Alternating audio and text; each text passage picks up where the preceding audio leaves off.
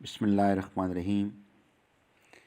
تمنا ہے کہ اس دنیا میں کوئی کام کر جاؤں، اگر کچھ ہو سکے تو خدمت اسلام کر جاؤں۔ موضوع سخن ہے تعلیم کی اسلامی بنیادیں۔ لفظ اسلام جیسا کہ قرآن میں 8 مرتبہ تذکرہ کیا گیا ہے، اس کا مطلب خداوند تعالیٰ کی اطاعت اور اس کے قوانین کی پیروی کرنا ہے جو کہ فطرت کے مطابق ہے۔ ہم نے انسانوں اور جنات کو بنایا جو کہ میری اطاعت کریں اور سچائی سے کہیں۔ میری دعائیں اور قربانیاں، میری زندگی اور موت صرف اللہ کے ہاتھ میں ہے جو دونوں جہانوں کا مالک ہے اور اس کا کوئی ہمسر نہیں۔ اس کا مطلب یہ ہے کہ اسلامی تعلیمات کا مقصد مکمل طور پر اطاعت پذیری ہے جو کہ صرف اللہ تعالیٰ کے لیے ہے۔ یہ اسلامی خیالات بندگی کا ہے اور تعلیم کا فلسفہ اور مقصد قرآن شریف میں اس طرح بیان کیا گیا ہے کہ ان الدین عند اللہ الاسلام، خدا کے نزدیک سچا مذہب اسلام ہے۔ اسلام معلومات حاصل کرنے کو سب سے زیادہ اہمیت دیتا ہے۔ آدمی کی خلافت کا خیال قرآن کے مطابق خدا نے اپنے بندوں کو معلومات کے حوالے سے خلیفہ بنا کر بھیجا۔ علم الاسماء، جب فرشتوں نے بندوں کے خلیفہ بننے کے بارے میں پوچھا کہ اللہ نے آدم علیہ السلام کو کچھ الفاظ پڑھائے اور آدم علیہ السلام نے وہ سنائے اور اپنے آپ کو زمین پر خلیفہ بننے کا اہل ثابت کیا۔ یہ معلومات کے حصول کی اہمیت کو واضح کرتا ہے۔ قرآن کے نقطہ نظر سے البقرہ 4 رکوع یہ مسلمان مرد و عورت دونوں پر فرض ہے، اس لیے یہ زور دیا گیا ہے کہ معلومات گود سے گور تک حاصل کرنی چاہیے، حتیٰ کہ تمہیں اس کے لیے چین ہی کیوں نہ جانا پڑے۔ اسلام میں تعلیم کے معنی جامع اور مکمل ہیں۔ یہ صرف مذہبی ارکان کی جسمانی نشو و نما تک ہی محدود نہیں، بلکہ روحانی، اخلاقی اور عملی پہلوؤں کو بھی اجاگر کرتی ہے اور اس طرح سے افراد کی شخصیت کی مکمل تعمیر میں مدد کرتی ہے۔ سورہ بقرہ میں ارشاد باری تعالیٰ ہے، ہاں جس شخص نے اللہ کے سامنے اپنا سر جھکا دیا اور اچھے کام بھی کرتا ہے تو اس کے لیے اس کے پروردگار کے ہاں اس کا بدلہ موجود ہے، اور اللہ آخرت میں ایسے لوگوں پر نہ کسی طرح کا خوف ہوگا اور نہ ایسے لوگ غمگین ہوں گے۔ تعلیم 2 طریقہ کی ہوتی ہے، ظاہری تعلیم اور حصول تعلیم۔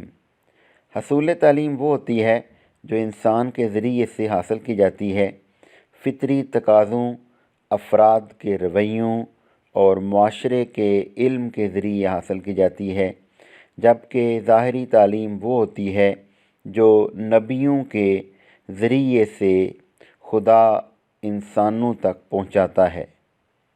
قرآن کریم میں ارشاد ہے کہ زمین پر شاندار زندگی گزارنے کے لیے دونوں طرح کی تعلیم ضروری ہے۔ یہ اسلام میں تعلیمی طریقہ کار کی بنیاد کو ظاہر کرتا ہے، جہاں بچوں کو نہ صرف مذہبی تعلیم سے آراستہ کیا جاتا ہے بلکہ حصول تعلیم یا سائنسی تعلیم سے بھی آراستہ کیا جاتا ہے تاکہ وہ شاندار اور کامیاب زندگی گزار سکیں۔ اسی وجہ سے اسلام میں تعلیم کو بندے کے لیے خدا کی طرف سے ایک شاندار تحفہ تصور کیا جاتا ہے۔ یہ بندے کو کامیاب اور شاندار زندگی گزارنے میں مدد دیتی ہے۔ اسلام میں فلسفہ تعلیم کی روح سے بہت جامع خیال میں ایک سچے مسلمان کی نشو و نما ہے، ایک ایسا ایمان رکھنے والا جو کہ اپنے خدا کی رضا سے اس کی بھرپور عبادت کرتے اور اس کی وحدانیت کا اقرار کرے، اس کے اعتماد کو محفوظ اور اس کے مذہب کے لیے شریعت پر عمل کرے، ان تمام باتوں پر عمل کرے جن کے بارے میں اللہ تعالیٰ نے حکم دیا ہے۔ تعلیم وہ عمل ہے جس کے ذریعے علم ایک فرد سے یا معاشرے کے گروہ سے دوسرے فرد یا معاشرے کے گروہ تک منتقل ہوتا ہے۔ یہ اس فلسفہ کو بھی منعکس کرتا ہے جس پر اس کی بنیاد ہوتی ہے۔ اسلامی فلسفہ اپنی بنیادیں قرآن کی تعلیم اور حدیث سے حاصل کرتا ہے۔ قیاس اور فقہ ہی اہم اجزاء ہوتے ہیں۔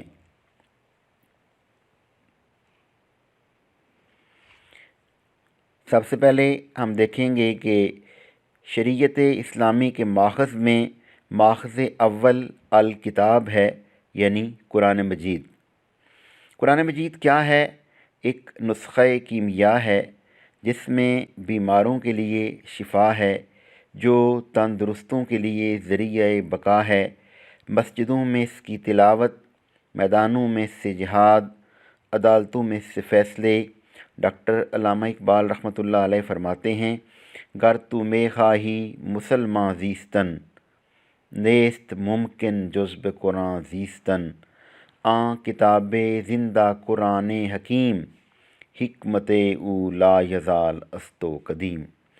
پھر ایک اور جگہ لکھتے ہیں کہ قرآن میں ہو غوطہ زن اے مرد مسلمان، اللہ کرے تجھ کو عطا جدت کردار۔ اب ہم دیکھتے ہیں کہ شریعت یعنی اسلامی قانون کا پہلا ماخذ، سب سے پہلی دلیل، سرچشمہ اول اور ماخذ اساسی الکتاب یعنی قرآن کریم ہے، جو خدا کا کلام ہے۔ یہ کتاب یقیناً خدائے رب العالمین کی طرف سے نازل ہوئی ہے۔ یہ کتاب ہے جسے ہم نے تمہاری طرف نازل کیا ہے تاکہ لوگ اس کی آیات میں تدبر کریں۔ یہ کتاب زمین اور آسمان کے پیدا کرنے والے کی نازل کرتا ہے، اور یہ اسلامی شریعت و قانون کا اصل الاصول ہے۔ اس میں شریعت کی بنیادیں بیان کی گئی ہیں۔ اسلامی شریعت میں اس قرآن کو وہی حیثیت حاصل ہے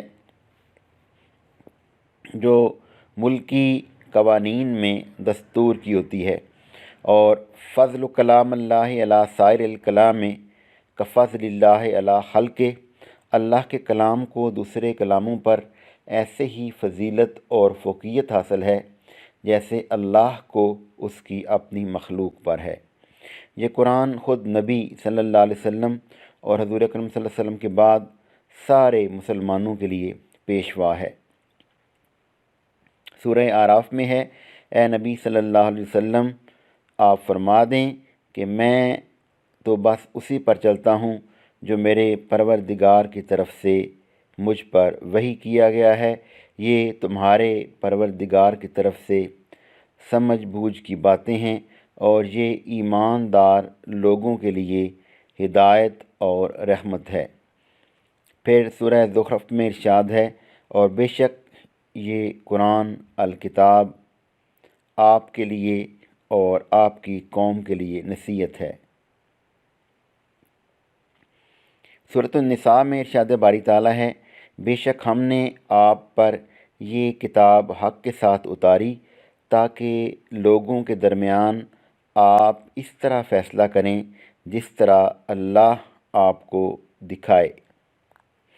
سورہ اعراف میں ایک اور جگہ پہ ارشاد ہے، اور بے شک ہم نے ان کے پاس ایک ایسی کتاب لانے اور جس کو ہم نے علم کے ساتھ ایماندار لوگوں کے لیے ہدایت اور رحمت بنا کر بھیجا ہے اور مفصل بیان کیا ہے۔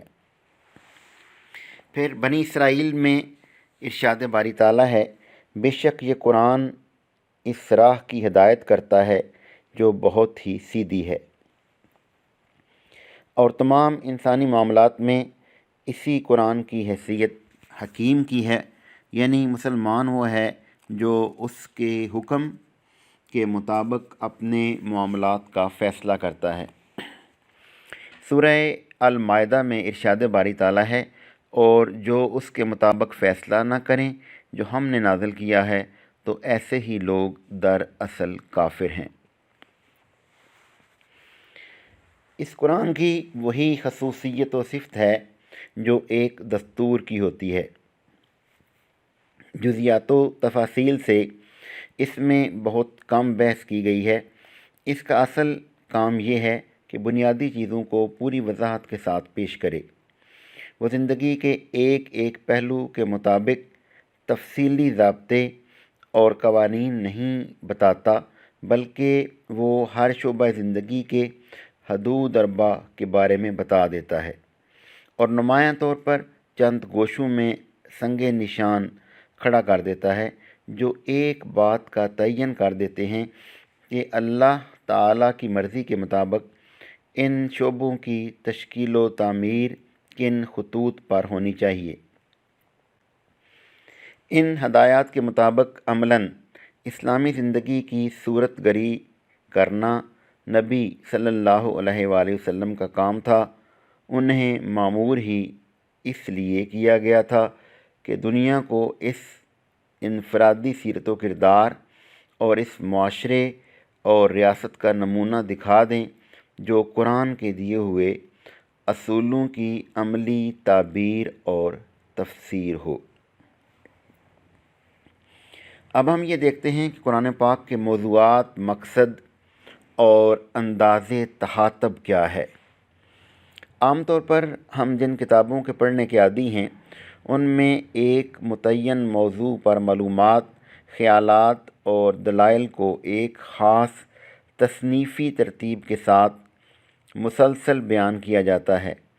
اسی بنا پر جب کوئی شخص پہلی مرتبہ قرآن کا مطالعہ اس توقع کے ساتھ کرتا ہے کہ کتاب ہونے کی حیثیت سے اس میں بھی عام کتابوں کی طرح پہلے موضوع کا تعین ہوگا، پھر اصل مضمون کو ابواب اور حصص میں تقسیم کر کے ترتیب وار ایک ایک مسئلے پر بحث کی جائے گی، اور اسی طرح زندگی کے ایک ایک شعبے کو لے کر اس کے متعلق یعنی احکام و ہدایات سلسلہ وار درج ہوں گی، تو یہاں اسے اپنی توقع کے بالکل برخلاف ایک دوسرے ہی انداز بیان سے سابقہ پیش آتا ہے جس سے وہ اب تک بالکل ناآشنا تھا۔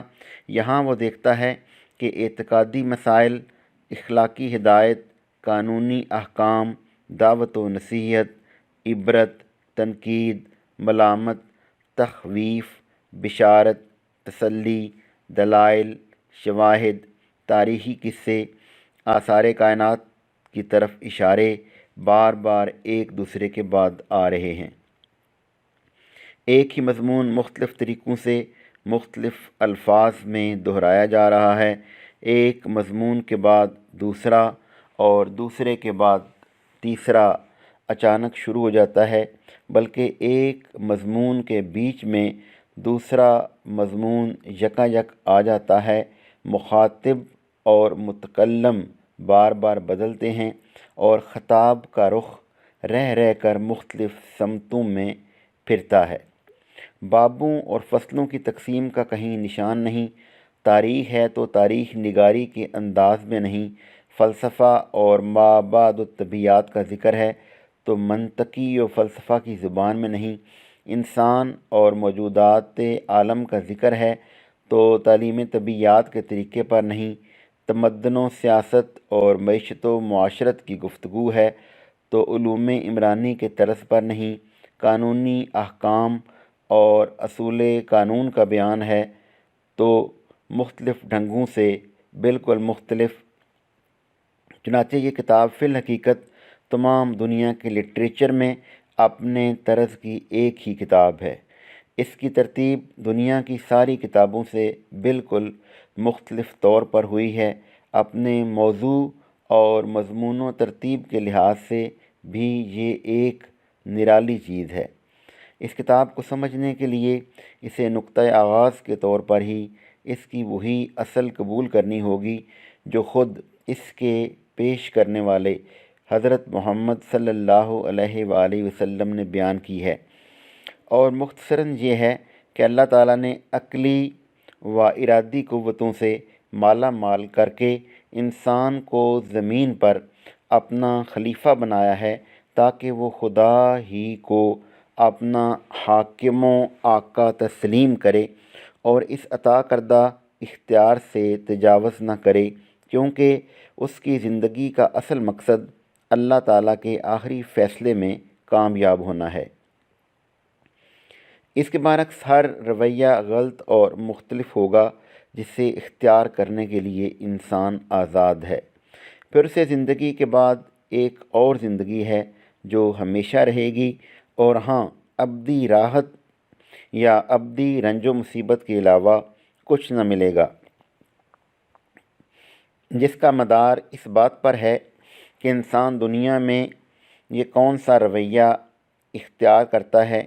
پھر انسانی فلاح و بہبود اور اس کی ہدایت کے لیے اللہ تعالیٰ نے پیغمبر بھیجے جن کا کام یہ تھا کہ صحیح رویے کی طرف انسان کو دعوت دیں۔ جس ہدایت کو انسان نے گم کر دیا ہے یا مسخ کر دیا ہے، پھر اصلی صورت میں پیش کریں۔ پیغمبر ہزارہا برس تک دنیا میں آتے رہے اور وہی ایک دعوت اور ایک ہدایت پیش کرتے رہے۔ آخرکار اللہ تعالیٰ نے حضرت محمد مصطفیٰ صلی اللہ علیہ وآلہ وسلم کو اس کام کے لیے مبعوث کیا جس کے لیے پچھلے انبیاء آتے رہے تھے۔ عام انسانوں کو پچھلے انبیاء کی بگڑی ہوئی امتیں سب ان کا مخاطب تھے۔ سب کو صحیح رویے کی دعوت دینا، سب کو از سر نو خدا کی ہدایت پہنچا دینا، اور جو اس دعوت و ہدایت کو قبول کریں انہیں ایک ایسی امت بنا دینا ان کا کام تھا جو ایک طرف خود اپنی زندگی کا نظام خدا کی ہدایت پر قائم کرے اور دوسری طرف اصلاح دنیا کی جد و جہد کرے۔ بس اسی دعوت اور اسی ہدایت کی کتاب یہ قرآن ہے جو اللہ نے حضرت محمد صلی اللہ علیہ وآلہ وسلم پر نازل فرمائی، اور اس کتاب کے لیے اس نے ایسا انتظام کر دیا کہ نہ یہ گم ہو سکتی ہے اور نہ مسخ کی جا سکتی ہے۔ اس اصل کی وضاحت کے بعد آسانی سے سمجھا جا سکتا ہے کہ قرآن کا موضوع انسان ہے۔ اس اعتبار سے بے لحاظ نفس الامری اس کی فلاح اور اس کا خسران کس چیز میں ہے؟ اس کا مرکزی مضمون یہ ہے کہ ظاہر بینی یا قیاس آرائی یا خواہش کی غلامی کے سبب سے انسان نے خدا اور نظام کائنات اور اپنی ہستی اور حیات دنیاوی کے مال و انجام وغیرہ کے متعلق جو نظریات قائم کیے ہیں، ان کی بنا پر جو رویے اختیار کیے ہیں، وہ سب حقیقت نفس الامری کے لحاظ سے غلط اور نتیجے کے اعتبار سے خود انسان ہی کے لیے تباہ کن ہیں۔ حقیقت وہ ہے جو انسان کو خلیفہ بناتے وقت خدا نے بتا دی تھی، اور اس حقیقت کے لحاظ سے انسان کے لیے وہی رویہ درست اور خوشی انجام ہے جس کی تعلیم اللہ کے برگزیدہ رسول نے دی ہے اور جسے صراط مستقیم کہا جاتا ہے۔ ان بنیادی امور کو ذہن میں رکھ کر کوئی شخص قرآن کو دیکھے تو اسے صاف نظر آئے گا کہ یہ کتاب کہیں اپنے موضوع سے بال برابر بھی نہیں ہٹی ہے۔ اول سے آخر تک اس کے مختلف النوع مضامین اس کے مرکزی مضمون سے مربوط ہیں، خواہ وہ زمین و آسمان کی ساخت، انسان کی خلقت، آثار کائنات کے مشاہدات پیش کرے، خواہ گزری ہوئی قوموں کے واقعات، مختلف قوموں کے عقائد و اخلاق اور اعمال پر تنقید، ما بعد الطبیعی امور و وسائل کی تشریح اور بہت سی دوسری چیزوں کا ذکر کرے، وہ ہمیشہ ان چیزوں کا ذکر بقدر ضرورت کرنے کے بعد غیر متعلق تفصیلات کو چھوڑ کر اپنے مقصد اور مرکزی مضمون کی طرف رجوع کرتا ہے۔ پھر قرآن اس نوعیت کی کتاب نہیں ہے کہ اللہ تعالیٰ نے بیک وقت اسے لکھ کر حضرت محمد صلی اللہ علیہ وآلہ وسلم کو دے دیا ہو، نیز یہ اس نوعیت کی کتاب بھی نہیں کہ اس میں تدریجی طریقے پر موضوع اور مرکزی مضمون کے متعلق بحث کی گئی ہو، بلکہ اس کی نوعیت یہ ہے کہ اللہ تعالیٰ نے ایک بندے کو پیغمبری کی خدمت کے لیے منتخب کیا۔ اس کام کے آغاز میں جن ہدایات کی ضرورت تھی صرف وہی دی گئیں اور وہ زیادہ تر 3 مضامین پر مشتمل تھیں۔ ایک، پیغمبر کو خود اس عظیم الشان کام کی تیاری کے لیے تعلیم۔ دوسرے، حقیقت نفس الامری کے متعلق ابتدائی معلومات اور حقیقت کے بارے میں غلط فہمیوں کی مجمل تردید۔ تیسرے، صحیح رویہ کی طرف دعوت اور ہدایت الہی کے بنیادی اصول اخلاق کا بیان۔ شروع کے یہ پیغامات بہت چھوٹے چھوٹے بولوں پر مشتمل تھے، جن کی زبان نہایت شستہ، شیریں، پر اثر اور مخاطب قوم کے مذاق کے مطابق بہترین ادبی رنگ لیے ہوئی تھی، تاکہ دلوں میں یہ بول نشتر کی طرح پیوست ہو جائیں۔ پھر اللہ تعالیٰ نے اپنے نبی صلی اللہ علیہ وآلہ وسلم کو پرجوش خطبوں کی شکل میں پیغامات بھیجنے شروع کیے، جن میں دریا کی سی روانی، سیلاب کی سی قوت اور تیز و تند آگ کی سی تاثیر تھی۔ ان خطبوں میں ایک طرف اہل ایمان کو ان کے فرائض بتائے گئے، ان کے اندر اجتماعی شعور پیدا کیا گیا، انہیں تقوی، فضیلت اخلاق اور پاکیزگی سیرت کی تعلیم دی گئی، ان کو دین کی تبلیغ کے طریقے بتائے گئے، کامیابی کے وعدے کیے گئے اور جنت کی بشارت دی گئی، صبر و ثبات اور بلند حوصلگی کی تعلیم دیتے ہوئے راہ خدا میں جد و جہد کرنے پر ابھارا گیا۔ دوسری طرف مخالفین اور راہ راست سے منہ موڑنے والے اور غفلت کی نیند سونے والے لوگوں کو ان پچھلی قوموں کے انجام سے ڈرایا گیا جن کی تاریخ سے وہ خود واقف تھے۔ پھر ہجرت کے بعد سے تو حالات کا سلسلہ بدل گیا۔ امت مسلمہ ایک باقاعدہ ریاست کی بنیاد ڈالنے میں کامیاب ہو گئی۔ پچھلے انبیاء کی امتوں سے سابقہ پیش آیا۔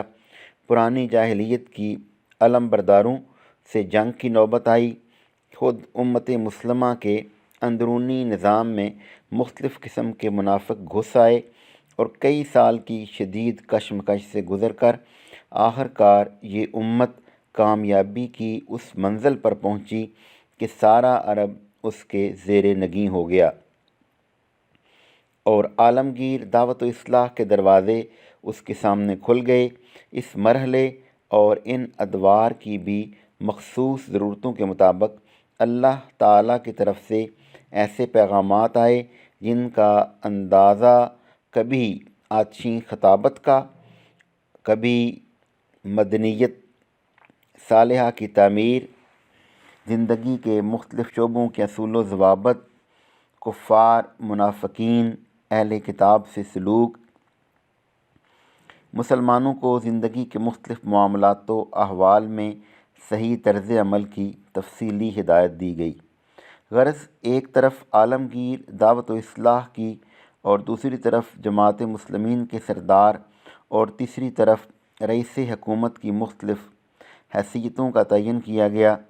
غرض اس طرح دعوت و اصلاح کے ادوار کی بھی مخصوص ضرورتوں کے مطابق قرآن کے مختلف حصے نازل ہوتے رہے اور تقریباً 23 سال کی مدت تک اس کی تکمیل ہوئی۔ اب ہم بات کریں گے تدوین، جمع و ترتیب اور حفاظت کے حوالے سے۔ یہ بات صرف قرآن سے ہی مخصوص نہیں کہ یہ کتاب جس طرح حضور نبی کریم صلی اللہ علیہ وسلم پر نازل ہوئی، منوعاً بغیر کسی تبدل و تغیر اور تحریف و تقسیم یا ترمیم و تنسیخ کے بالکل اصلی اور محفوظ حالت میں ہمارے پاس موجود ہے، اس پر سب کا اتفاق ہے۔ حالانکہ اس سے پہلے کی آسمانی کتابیں اب تو اپنی شکل و صورت اور اصلیت بالکل کھو چکی ہیں۔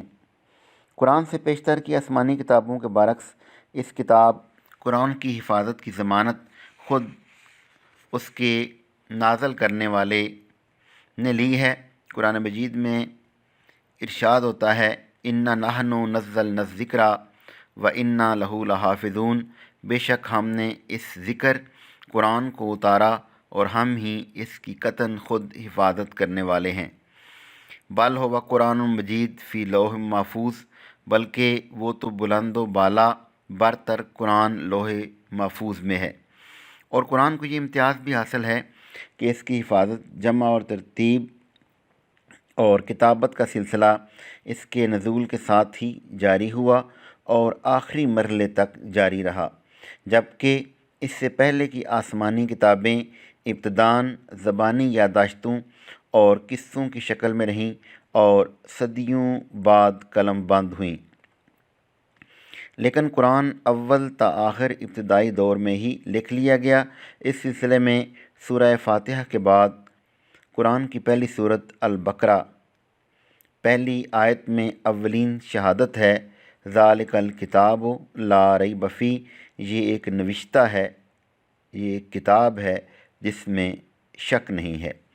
پیش کرنے والا اس کو ابتدائی سے نوشتہ اور مکتوبہ کتاب شکل میں پیش کرتا ہے، اور کتاب یا نوشتہ کا یہ لفظ کچھ اسی ایک مقام پر استعمال نہیں ہوا، بلکہ قرآن کی ہر بڑی صورت میں کتاب یا نوشتہ ہونے کا مسلسل ذکر ملتا چلا جائے گا۔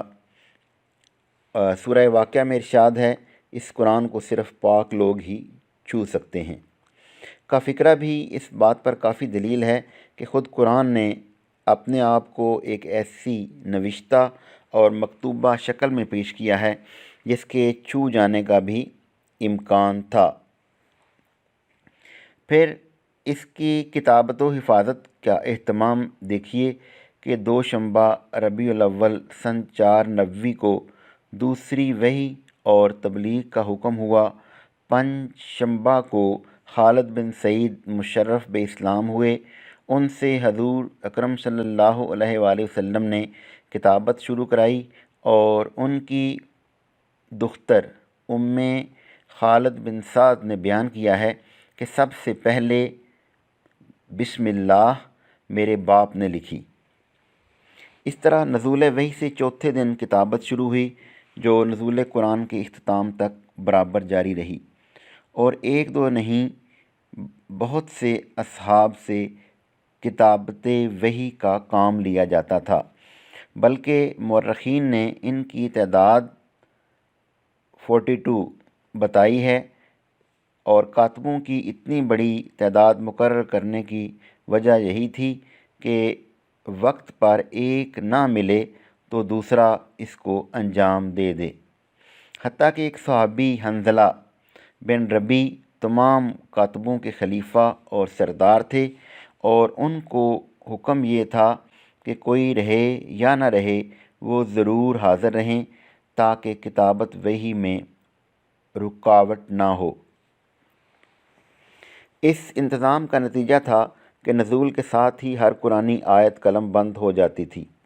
حضرت ام سلمہ کہتی ہیں کہ جبرائیل علیہ السلام قرآن مجید رسول اللہ صلی اللہ علیہ وآلہ وسلم کو لکھواتے تھے۔ مزید احتیاط یہ تھی کہ رسول اللہ صلی اللہ علیہ وسلم صرف لکھوانے پر ہی قناعت نہ فرماتے تھے، بلکہ کاتب جب لکھ لیتے تو آپ صلی اللہ علیہ وسلم پڑھوا کر سنتے۔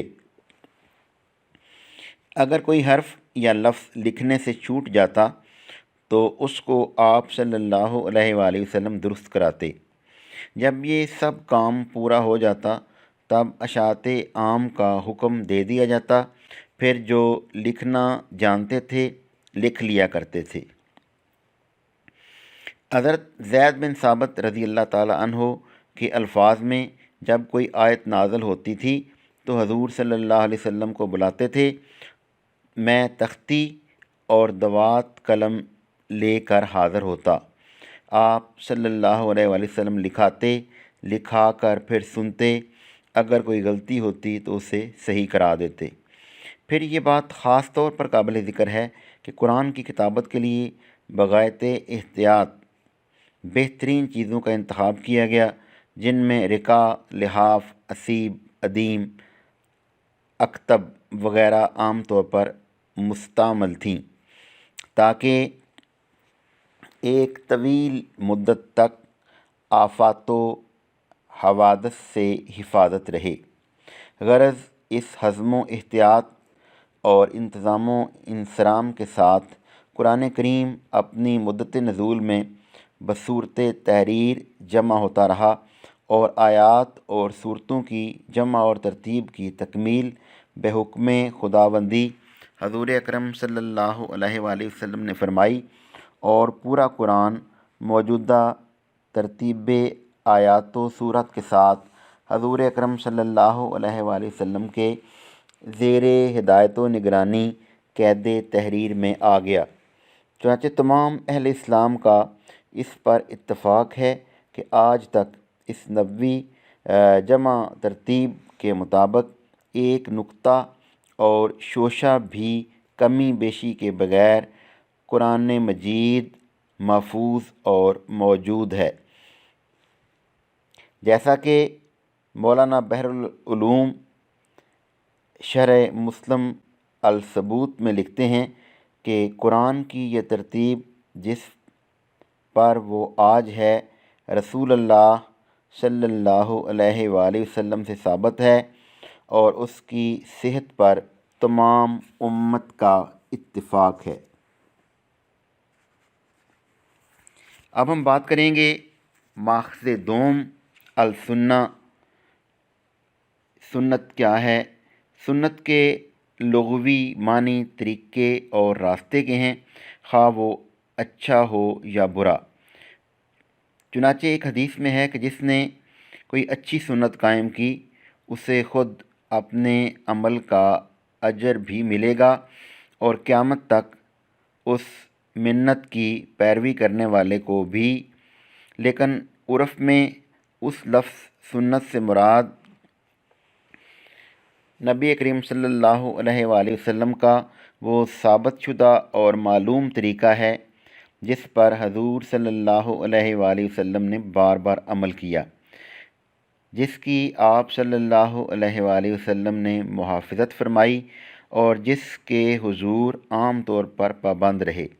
اور پھر محدثین کی اصطلاح میں آ کر اس لفظ سنت کے مفہوم کا دائرہ پھیل گیا، اور اس سے مراد ہوا رسول اللہ صلی اللہ علیہ وسلم کا قول، تقریر اور آپ کی صفات اور سیرت کے بارے میں جو کچھ بھی بیان کیا گیا ہے۔ اس اصطلاح کی روح سے سنت لفظ حدیث کے مترادف ہے۔ قرآن کے بعد سنت اسلامی شریعت کا دوسرا ماخذ ہے، اور قرآن کے بعد اس کا درجہ آتا ہے، کیونکہ سنت اپنی اصل حیثیت سے قرآن کے اجمال کی تفصیل اور اس کے اشکال کی توضیح و تفسیر ہے، لیکن قرآن سے مرتبہ میں مؤخر ہونے کے باوجود ایک جہت سے سنت بجائے ایک مستقبل صدر قانون ہے، کیونکہ سنت میں ایسے احکام بھی وارد ہوئے ہیں جن پر قرآن خاموش ہے، مگر اس لحاظ سے مستقل قانون سازی کا منبع ہونے کے باوجود سنت قرآن کے تابع ٹھہرتی ہے، کیونکہ وہ قرآن کا بیان و تفسیر ہونے کے علاوہ ان مقامات پر بھی قرآن کے مبادی اور اس کے قواعد عامہ سے متجاوز نہیں ہوتی جہاں قرآن خاموش ہے۔ اب ہم دیکھتے ہیں خفیت حدیث اور سنت۔ حدیث اور سنت دونوں مترادف ہوں، جیسا کہ محدثین کی اصطلاح ہے، یا سنت کو رسول کے طریقے عمل کے لیے خاص سمجھا جائے اور حدیث کو قول رسول کے لیے۔ بہرحال حدیث و سنت کی حیثیت دین میں سند اور حجت ہونے کی ہے، اور ہر ثابت شدہ سنت اور ہر وہ ارشاد یا عمل جس کی رسول اللہ صلی اللہ علیہ وسلم کی طرف نسبت ہو اور قرآنی معیار اور اصول روایت و درایت کی روح سے بے ظن غالب بھی صحیح ٹھہرے تو جمہور امت مسلمہ کے عقیدے میں واجب التسلیم ہے۔ وہ بات ایسی نہیں جس کے لیے کسی قسم کی باریک بینی اور علم و بصیرت کی ضرورت ہو۔ ہر شخص سمجھ سکتا ہے کہ خدا کو خدا مان لینے کے بعد اس کے فرما برداری ضروری ہو جاتی ہے، کیونکہ عقل عام تک اس بات کو جائز اور ممکن نہیں سمجھتی کہ ایمان تو ہو مگر وہ اپنے اندر کسی طرح کی اطاعت کا مطالبہ نہ رکھتا ہو۔ اس طرح رسول کو رسول مان لینے کے بعد رسول کے ہر قول اور ہر عمل کو رضائے الہی کی یقینی اور واحد کلید باور کرنا ضروری ہے، اور رسول پر ایمان بھی اپنے اندر رسول کی اطاعت و اتباع کا مطالبہ رکھتا ہے، خواہ رسول کا جسمانی وجود بھی ہو یا اس کی طرف ارشاد یا طریقے عمل سامنے۔ تاہم حدیث و سنت کی حجیت اور ان کے دینی سند ہونے سے متعلق بنیادی نکات کے طور پر چند دلائل پیش کیے جا رہے ہیں۔ ان دلائل کو ہم آسانی سے دو حصوں میں تقسیم کر سکتے ہیں۔ الف، قرآن کی اندرونی شہادت، اور بے، خارجی شہادت۔ اور پھر خارجی شہادت کے دو شعبے ہوتے ہیں، صحابہ کرام رضی اللہ تعالیٰ عنہ اور صحابہ کرام رضی اللہ تعالیٰ عنہ کے بعد علماء امت کی حدیث و سنت کی حجت کے ہونے کی شہادت، اور نمبر دو آئے گا جی عقلی حیثیت سے اس کی حیثیت کا ثبوت۔ اب ہم دیکھتے ہیں کہ اندرونی شہادت جو ہے وہ کیا ہوگی۔ جہاں تک قرآنی تصریحات کا تعلق ہے تو اس سلسلے میں ہمارے سامنے قرآن کی بے شمار آیات میں سے چند آیات یہ ہیں۔ یقیناً اللہ تعالیٰ نے مومنوں پر احسان کیا کہ جب کہ ان ہی میں سے ایک رسول بھیجا جو ان پر اللہ کی آیات تلاوت کرتا ہے اور ان کا تزکیہ کرتا ہے اور انہیں کتاب اور حکمت کی تعلیم دیتا ہے۔ اس سے معلوم ہوا کہ فریضہ رسالت محض اللہ کی آیات کا دوسروں تک پہنچا دینا ہی نہیں، بلکہ جو لوگ ایمان لائے ان کے معاملے میں رسول کی ذمہ داری یہ بھی ہے کہ وہ ان کو ان کی آیات الہی کی تعلیم بھی دیں، اور تعلیم الفاظ کے سنا دینے کا نام نہیں ہے، بلکہ مشکل مطالب کا حل کرنا اور مجمل و مبہم باتوں کی تفصیل اور تشریح کو تعلیم کہتے ہیں۔ اور تعلیم کبھی صرف زبان سے ہوتی ہے، کبھی صرف عمل سے ہوتی ہے، اور کبھی زبان و عمل دونوں سے ہوتی ہے، اور یہی وہ تعلیم کتاب و حکمت ہے جو احادیث و سنن کے نام سے مشہور ہے۔ لہذا اللہ کی جانب سے مامور کیے ہوئے اس معلم الکتاب کی تعلیمات کو درمیان سے ہٹا کر محض اپنی عقل و فکر کے بل بوتے پر الکتاب قرآن کا کوئی مفہوم متعین کیا جائے گا تو اس کے بارے میں یہ ضمانت نہیں دی جا سکتی کہ وہ یقیناً خدا کی مراد اور منشا کے مطابق ہو۔ لیکن رسول کی زبان و عمل سے بیان کیے ہوئے قرآنی مفہوم کے متعلق ایک لمحہ کے لیے بھی یہ شک نہیں کیا جا سکتا کہ وہ خدا کی مراد اور منشا کے ٹھیک ٹھیک مطابق نہ ہو، کیونکہ آپ صلی اللہ علیہ وآلہ وسلم یہ کام وحی کی نگرانی میں کرتے تھے۔ سورۃ النساء میں ارشاد باری تعالیٰ ہے، اے محمد صلی اللہ علیہ وآلہ وسلم، ہم نے یہ کتاب حق کے ساتھ تمہاری طرف بھیجی ہے تاکہ لوگوں کے درمیان تم اس طرح فیصلہ کرو جس طرح اللہ تم کو دکھائے۔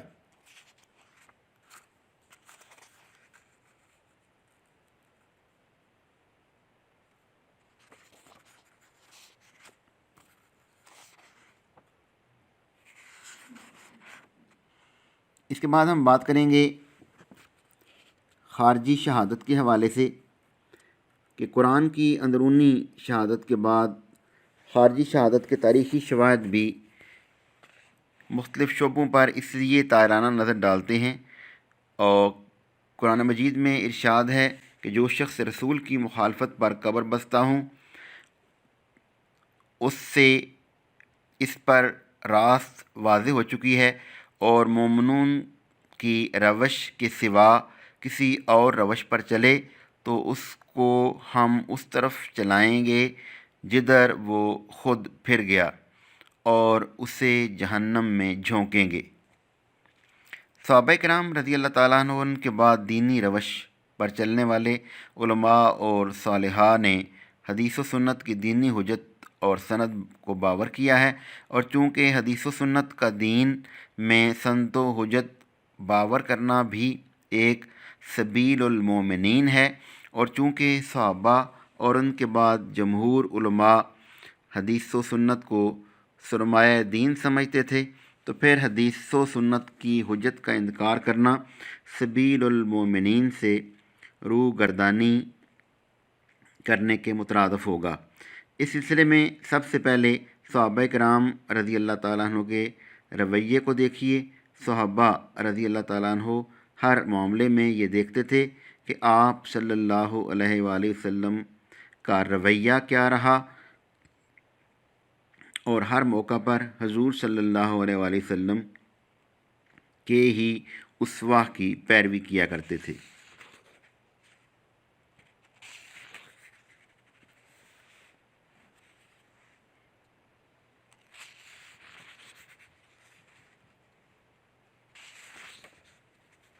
اب ہم بات کریں گے ماخذ صوم اجتہاد کے حوالے سے۔ اسلامی شریعت کے اصل ماخذ قرآن و سنت ہی ہیں۔ اجتہاد کی حیثیت ایک ضمنی ماخذ کی ہے جو اول الذکر دونوں ماخذ اور ان کی بتائی ہوئی حدود کے اندر ہماری رہنمائی کرتا ہے، اور جس کی مدد سے ہر دور میں شریعت کے حقیقی منشا کو سمجھنے اور متعین کرنے کی کوشش کی جاتی ہے۔ اجتہاد کے لغوی معنی پوری کوشش صرف کرنے کے ہیں، لیکن اصطلاح میں اس سے مراد وہ کوشش ہے جو احکام کا علم شرعی دلائل سے حاصل کرنے کے لیے کی جائے، یعنی دین کے سرچشموں سے احکام حاصل کرنے کی کوشش۔ علامہ آمدی اپنی مشہور الکتاب الاحکام فی اصول الاحکام میں اجتہاد کی تعریف اس طرح لکھتے ہیں کہ ارباب اصول کی اصطلاح میں لفظ اجتہاد مخصوص ہے۔ اس انتہائی کوشش کے لیے جو کسی امر شرعی کے بارے میں یہ گمان غالب حاصل کرنے کے لیے صرف کی جائے، یہ شریعت کے مواقف ہے۔ اجتہاد قانون و شریعت اسلام کا تیسرا ماخذ ہے، اور اجتہاد کی صورت میں چونکہ براہ راست کتاب و سنت کے نصوص سے حکم معلوم کرنے کی بجائے کوشش کر کے کتاب و سنت کی اشارات سے ایک حکم معین کرنا پڑتا ہے، اس وجہ سے اس کو کتاب یا سنت کے الفاظ کی بجائے اجتہاد سے تعبیر کیا جاتا ہے۔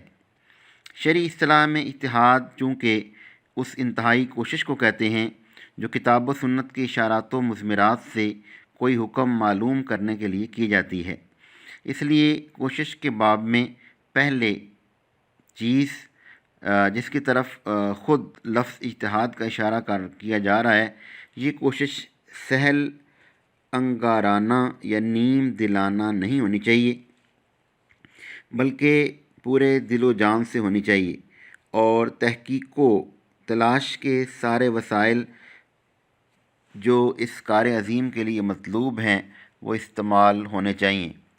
حضرت معاذ بن جبل رضی اللہ تعالی عنہ والی مشہور احادیث کے یہ جملے قابل غور ہیں: اگر کتاب و سنت سے واضح احکام میں کوئی رہنمائی نہ ملے تو میں کوشش کر کے اپنی رائے متعین کرنے کی کوشش اجتہاد کروں گا، اور اس کوشش میں کوئی کسر نہ اٹھا رکھوں گا۔ یہ نہیں کروں گا کہ جو خیال ذہن میں آئے اس کے مطابق معاملات کا فیصلہ کر دوں گا، بلکہ اپنے امکان کی حدود تک جستجوئے حق کروں گا۔ حضرت معاذ رضی اللہ تعالی عنہ کے یہ الفاظ ان لوگوں کے لیے تنبیہ ہیں جو قرآن و حدیث تو درکنار سرے سے عربی زبان سے ہی کوئی مس نہیں رکھتے، لیکن اس کے باوجود وسوسہ دل میں گزر جاتا ہے، اس کو مجتہدانہ شان کے ساتھ پیش کرنے میں ذرا بھی باک نہیں کرتے۔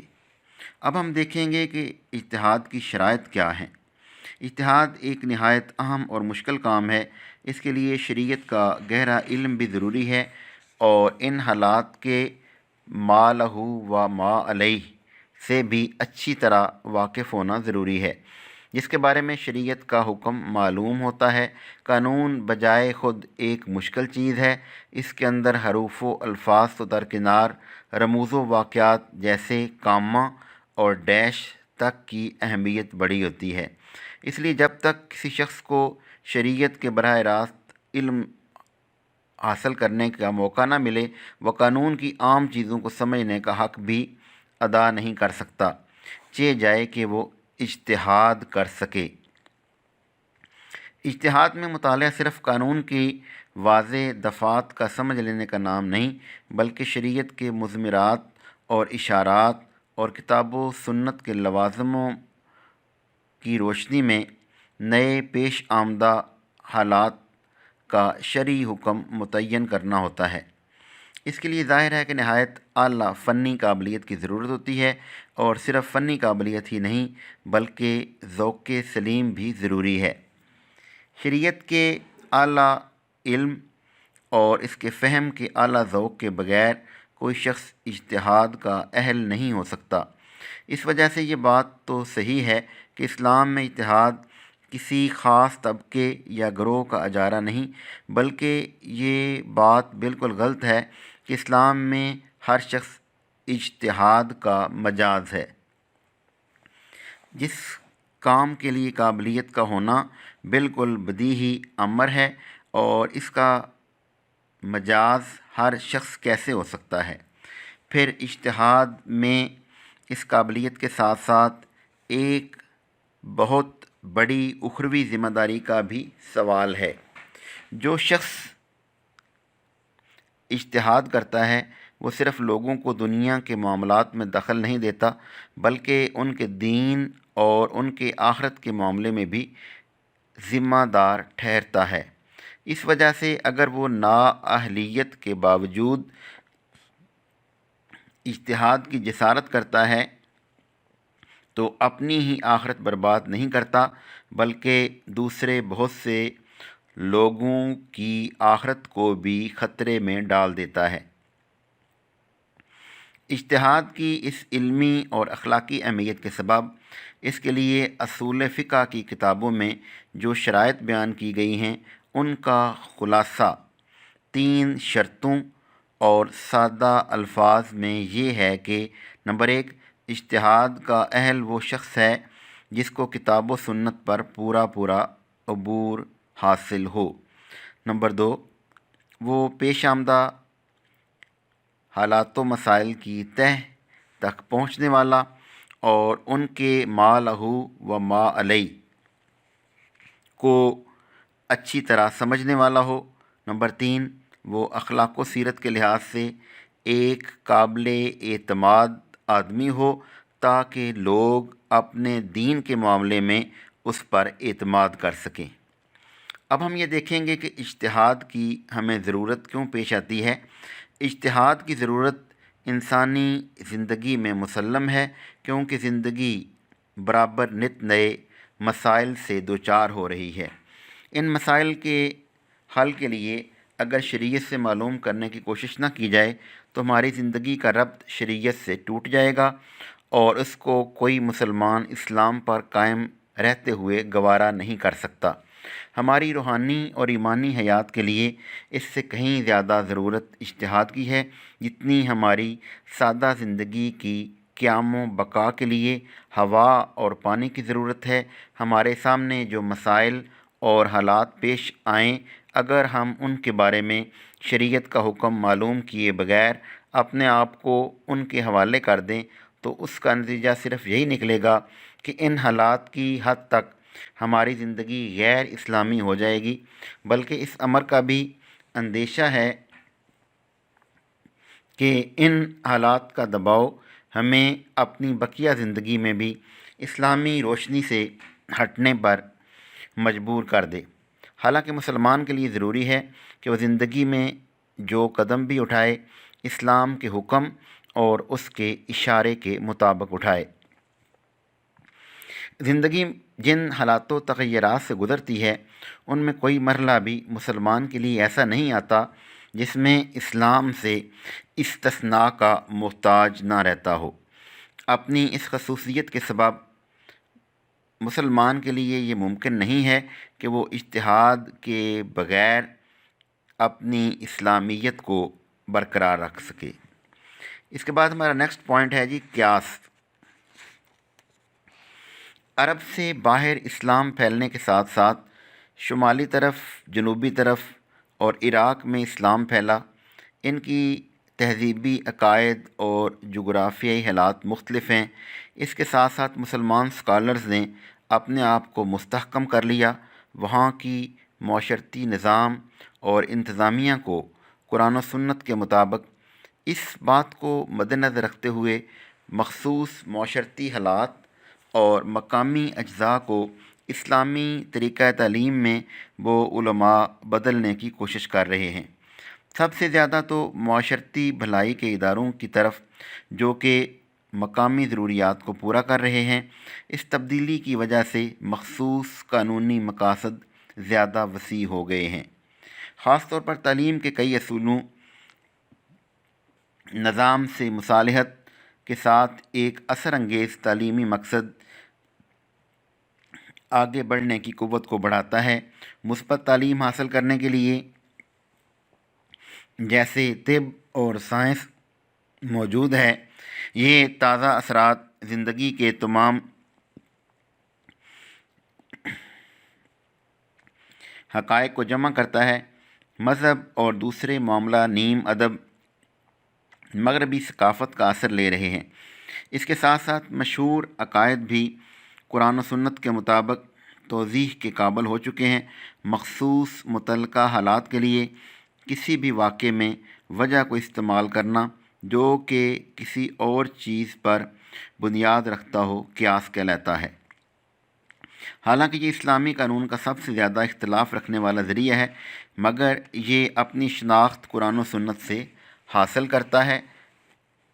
احمد حسن نے قیاس کی اصطلاح کو اس طرح بتایا ہے: ہم نے سب سے پہلے قیاس لفظ حضرت عمر رضی اللہ تعالیٰ عنہ کے خط میں دیکھا۔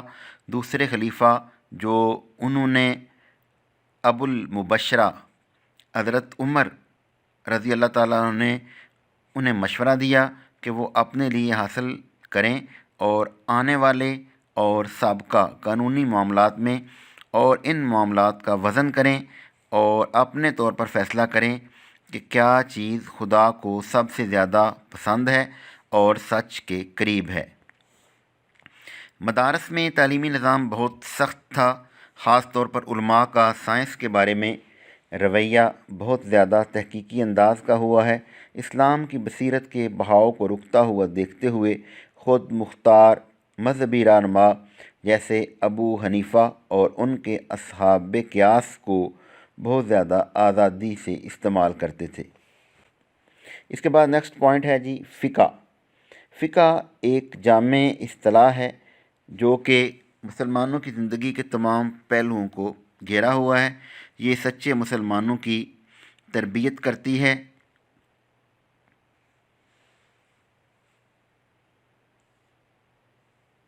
اس اصطلاح کی وضاحت یہ ظاہر کرتی ہے کہ فقہ کا وسیع میدان عبادت گزار، معاشرتی، سیاسی اور معاشی سرگرمیاں، ان سے متعلق مواد، خوشحالی اور برادری کی بھلائی، بھائی چارے کا فروغ، برابری، مساوات، قربانی، قانون اور اتحاد، خدا کی رضامندی کی خاطر قرآن و سنت کی روشنی میں فقہ کے ذریعے آگے بڑھنا۔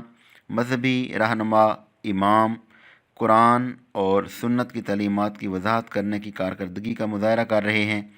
اسلام کے پھیلاؤ اور عرب تہذیب کی مدافعت، دوسرے مذاہب کی مدافعت کے ساتھ کچھ قانونی، منطقی اور صرف و نفع سے متعلق مسائل کھڑے ہو گئے۔ ان مسائل کے حل کے لیے قانونی سائنس سب سے پہلے وجود میں آئی۔ تعلیمی ادارے اسلامی طرز تعلیم کو بچوں کے درمیان مستحکم اور مضبوط کرنے میں اہم کردار ادا کر رہے ہیں۔ فقہ کی ہی بدولت شریعت کے مطابق نئے تعلیمی نظام کو قائم کرنے میں پر اثر کردار ادا کر رہا ہے۔